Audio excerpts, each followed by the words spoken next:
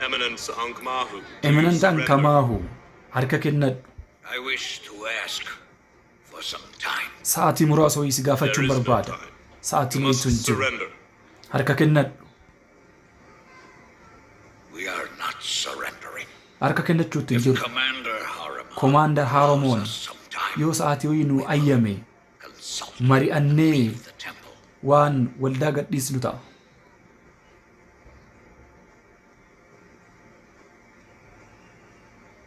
We will wait, Eminent Ankamahu. Isin eegna kabajaaf jecha.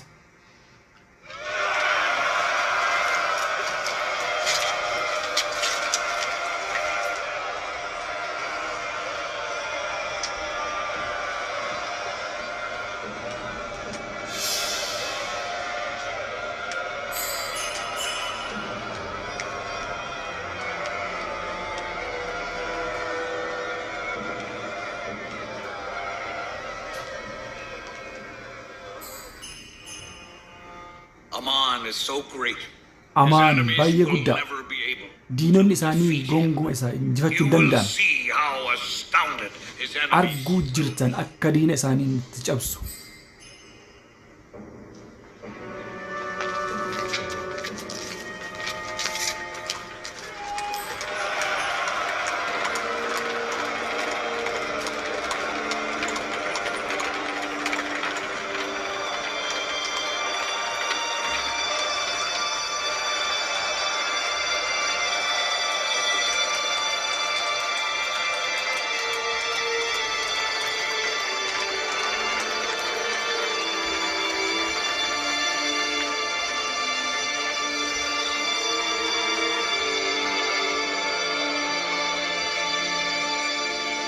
What's happening?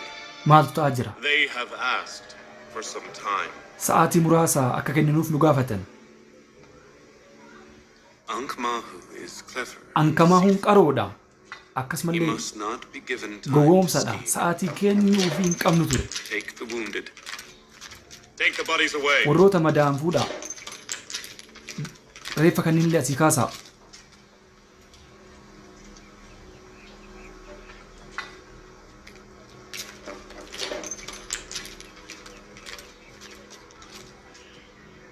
That statue will have to be broken.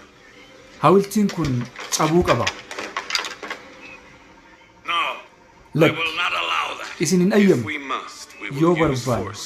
nu humna I will fayyadamna. break Amon's statue so that everyone Cabuu will qaba hawiltiin see kun namni it is hunduu akka inni powerless. humna takka hin Do qabne haa not argu. enrage Aman. Isa He biran will take geef. revenge on you. Haloo sitti ba'a. Do not worry about us. Waa'ee kanaa waa'ee Let's see keenyaan what dhiphatin. revenge he can manage. Mee Stand aside. haloo barbaade nurratti haa ba'u. Gori karaarraa. I won't allow it. Hin You ayyamu isin. cannot go near Aman. You have no right to insult Mirgan Aman. qabdan Amooniin arrabsuu. Step aside. Gori karaarraa. Step aside before Gori I karaarraa osoo become ani dhaarin. angry. Step aside. Gori karaarraa. May Amon's curse be upon Abaarsi you. Amoon sirra haa Amon's jiraatu. wrath befall you. Abaarsi Amoon sirra haa jiraatu. May the God's anger befall you.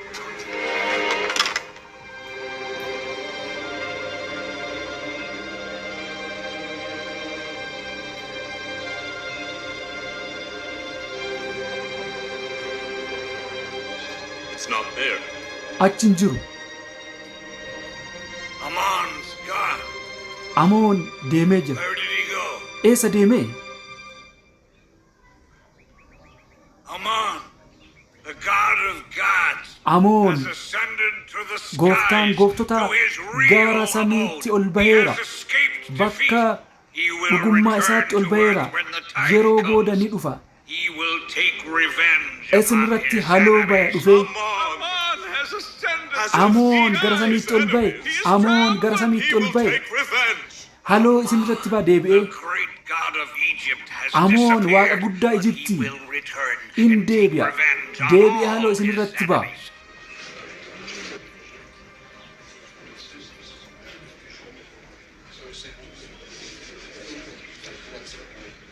We should not have attacked Aman. Haleeluu hin qabnu Amooniin.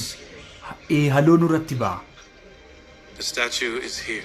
I'm sure. Hawultiin asuma jira. It hasn't gone Tin amana. anywhere. Eessayyuu hin deemne.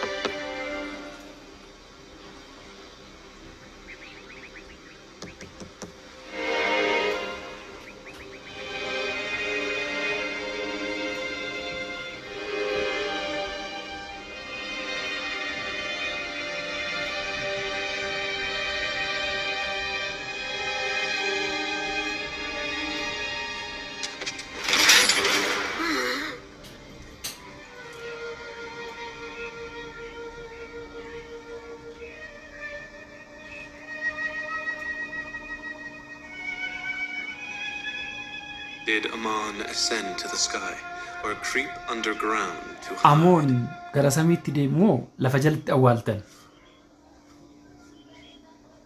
Commander Horamha, Commander Haromoon take them to Severa prison. They will be qabi tried later. hidhaa laalessituutti isaan galchi. Curse be on Aman. Amoon Curse be haa on abaaramu. Angmahu for Ankamahu trying to deceive abaaram everybody. atillee nullee gowwoomsite. He is entitled to speak